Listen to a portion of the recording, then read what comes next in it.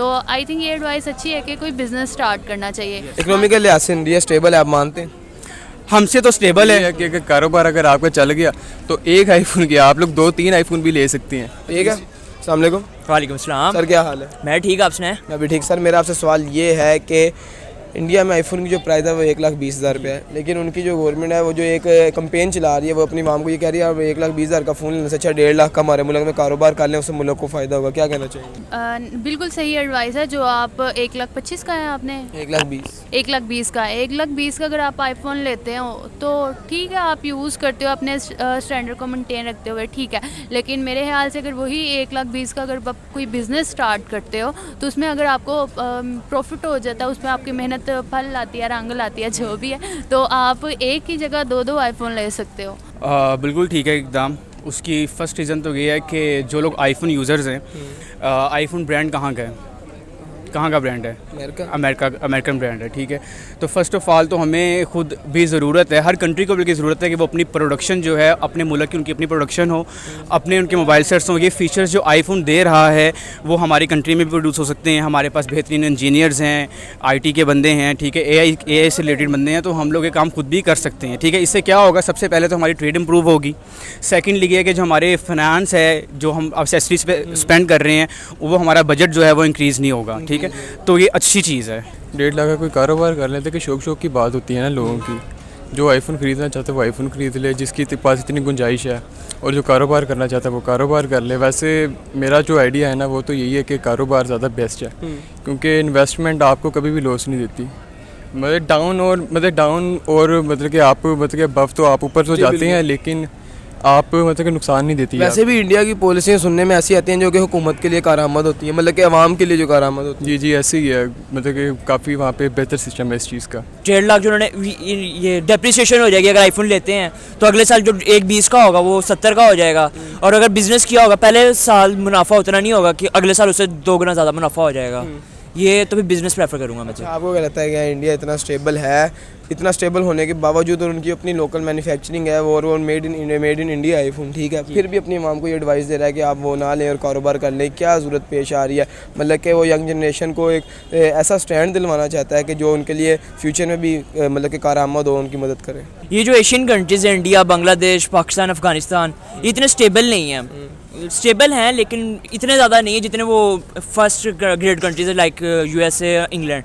तो वो ये चाहती है कि हर बंदा बिजनेस करेगा तो ज़्यादा इकोनॉमी उनकी स्ट्रॉन्ग होगी, तो इसलिए इंडिया ये स्टेप ले रहा है। आपने इंडिया में जो आईफोन बना वो इंडिया की अपनी मैन्युफैक्चरिंग है, ठीक है, मेड इन इंडिया लिखा हुआ आईफोन के पीछे अपनी मैन्युफैक्चरिंग हुई हुई चीज़ को वो लोगों को ये एडवाइस क्यों देने में मजबूर है? क्या यंग जनरेशन को कोई ऐसी चीज़ बताना चाह रहे हैं कि यंग, क्योंकि जनरेशन जो होगी वो उनका मुस्तकबिल है, ठीक है, उनको उसी पे उन्हें इंसार करते हैं सारा। क्या वो जनरेशन के लिए कोई ऐसा स्टेप लेना चाह रहे हैं जो मुस्तकबिल में उनके काम है यंग जनरेशन के लिए?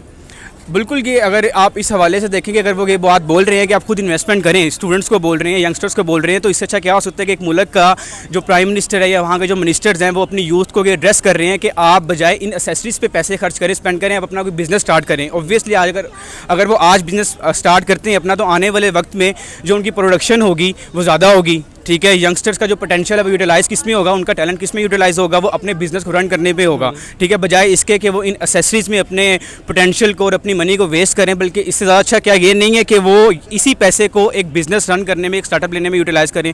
तो obviously I am with it. अच्छा, इकोनॉमिकल लिहाज से इंडिया स्टेबल है, आप मानते हैं? हमसे तो स्टेबल है, और मिडिल ईस्ट जितनी भी कंट्रीज़ हैं तो ऑब्वियसली इंडिया जो है वो स्टेबल है, ठीक है। अगर हम देखें तो जो आईफोन इंडिया ने लॉन्च किया, आईफोन 14 प्रो मैक्स, वो इंडिया की अपनी लोकल मैन्युफैक्चरिंग थी, ठीक है। हर फ़ोन के पीछे मेड इन इंडिया लिखा हुआ है। अपने ही फ़ोन जो अपना ही मैन्युफैक्चर किया फ़ोन, उसके बजाय लोगों को ये एडवाइस देना कि आप 1.5 लाख का अपने मुल्क में कारोबार कर लें, दोनों में से ज़्यादा बेस्ट कौन है? आपको क्या लगता है? बिज़नेस करना बेस्ट है।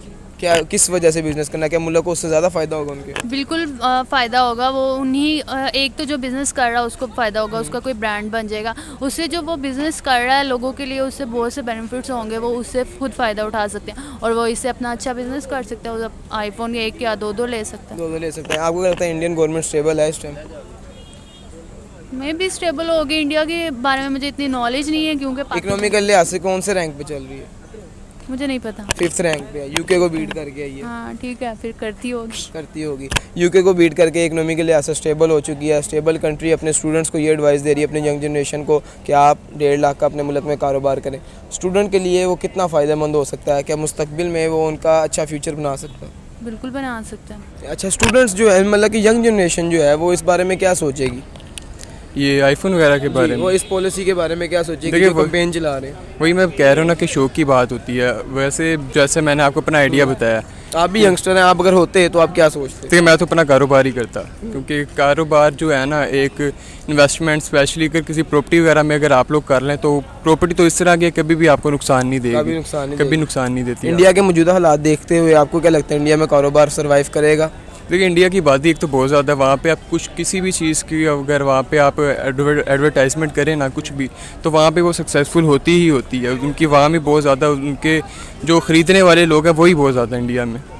तो इतना मतलब कि जो लोग हैं वो ग्रो कर चुके हैं, वो इस चीज़ को ये देखेंगे कि आईफोन लेना ठीक है, फ़ोन है, फ़ोन तो हम कोई भी यूज़ कर सकते हैं, उससे बेहतर मैं कोई कारोबार करूं जो कि मुझे मुस्तकबिल में भी फ़ायदा दे। हाँ, मुस्तकबिल में ही फ़ायदा दे, क्योंकि ये है ना, क्योंकि आईफोन अगर आपने ले लिया, अगर आपने ले लिया, आपने नॉर्मल फ़ोन भी यूज़ करना है, आप लोगों ने आईफोन भी यूज़ करना है। तो अगर आप लोग एक कारोबार वगैरह कर लेंगे, तो ये है कि अगर कारोबार अगर आपका चल गया, तो एक आईफोन क्या, आप लोग 2-3 आईफोन भी ले सकते हैं। अच्छा सर, मज़े की बात यह है कि जो आईफोन है वो इंडिया की मैन्युफैक्चरिंग है, मतलब कि इंडिया ने खुद मैन्युफैक्चर किया हुआ है, ठीक है, प्लांट वगैरह लगे हैं, मेड इन इंडिया। फिर भी वो अपनी आवाम को ये कहा जा रहा है कि आईफोन ना लें, 1.5 लाख का कोई कारोबार अपने मुल्क में कर लें।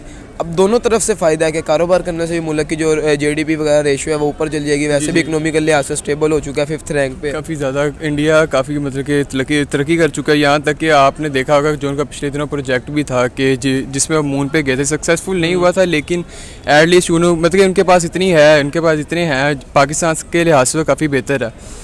यही मैं कहना चाहूँगा कि आप लोग अपना कारोबार करें, यही चीज़ बेस्ट है, और आने वाला जो दौर है वो अपने बिजनेस का ही है। और जो मेनली रीज़न है कि अगर आप उनकी आईटी इंडस्ट्री देख लें, ठीक है, तो वो बहुत स्टेबल है। इवन कि जितने भी गूगल हो गया, याहू हो गया, जितने भी बड़े प्लेटफॉर्म्स हैं, उन सब के सीईओज़ भी जो हैं वो इंडियंस हैं। उसकी क्या रीज़न है? उसकी रीज़न यही है कि वहाँ की जो इंडस्ट्रीज़ हैं, वहाँ का जो ग्रोथ है, एजुकेशनल सेटअप है, वो बहुत अच्छा है, बेहतर है, हमसे बेहतर है। हमसे बेहतर है। अच्छा, पाकिस्तान में कौन से इक़दाम हैं आपकी नज़र में जो उठाने चाहिए जो कि हम कॉम्पिटिटर बन जाएँ कोई? यार ये तो जो है ना बड़ा बेसिक सी चीज़ है, और ये सब लोग इस बात से बिल्कुल एतमाद भी करेंगे कि जो बेसिक चीज़ होती है वो आपकी यूथ होती है, ठीक है, और यूथ के लिए जो बेसिक चीज़ होती है वो होती है उनकी एजुकेशन, और एजुकेशन के लिए बेसिक चीज़ होती है इम्प्लीमेंटेशन और प्रैक्टिकल, ठीक है। तो जब तक हमारे मुल्क में एक तलीमी मयार नहीं होगा, एक स्टैंडर्ड सेट नहीं किया जाएगा कि जहाँ पे सब इक्वली जो है वो तालीम हासिल कर रहे हैं और प्रैक्टिकली काम कर रहे हैं, ठीक है, तो तब तक ये मुमकिन नहीं हो सकता। मुमकिन नहीं हो सकता। इंडिया आपको क्या लगता है अपने स्टूडेंट्स के लिए, अपने यंग जनरेशन के लिए ऐसी पॉलिसियाँ लेके आता है जो कि उनके मतलब कि उनके लिए फ़ायदेमंद हो? हाँ बिल्कुल लेके आता। जिस तरह से अभी रिसेंटली उत्तर प्रदेश में जो आगा खान यूनिवर्सिटी है, वहाँ पे जो इस्लामिक सब्जेक्ट्स पढ़ाए जा रहे थे, उनमें उन्होंने की है अपना अथेंटिकेशन की है, और उनके अंदर चेंजेस की हैं। किस तौर पे की हैं? इस तौर पे की हैं कि जो मौजूदा हालात हैं उनके मुताबिक की हैं। हालांकि इंडिया एक सेकुलर कंट्री है, इस्लामिक कंट्री नहीं है, लेकिन उसके बावजूद वहाँ पे इक़दाम लिए जा रहे हैं, एजुकेशन सेक्टर्स में चेंजिंग की जा रही हैं वक्त के हालात के मुताबिक। तो ऑब्वियसली हमें भी कोर्स रिवाइज़ करने की ज़रूरत है, अवेयरनेस करने की ज़रूरत है स्टूडेंट्स को। तो कुछ पॉलिसीज़ उनकी बेटर हैं, हमारी पॉलिसीज़ भी बेटर हैं, लेकिन हमारी इम्प्लीमेंटेशन बेटर नहीं है। इम्प्लीमेंटेशन बेटर नहीं है। तो क्या होता है कि जब आप एक लॉ बना लेते, एक पॉलिसी बना लेते हो, वो बनाना कोई कानून साजी करना कोई बड़ा काम नहीं है। उस कानून को इम्प्लीमेंट करना, जगह जगह पे अवाम और नास के अंदर इम्प्लीमेंट करना, और उसके ऊपर चेक एंड बैलेंस रखना, ये एक चीज़ होती है कि जिसके बिना आपकी हर पॉलिसी बेकार हो जाती है अगर ये चीज़ ना हो।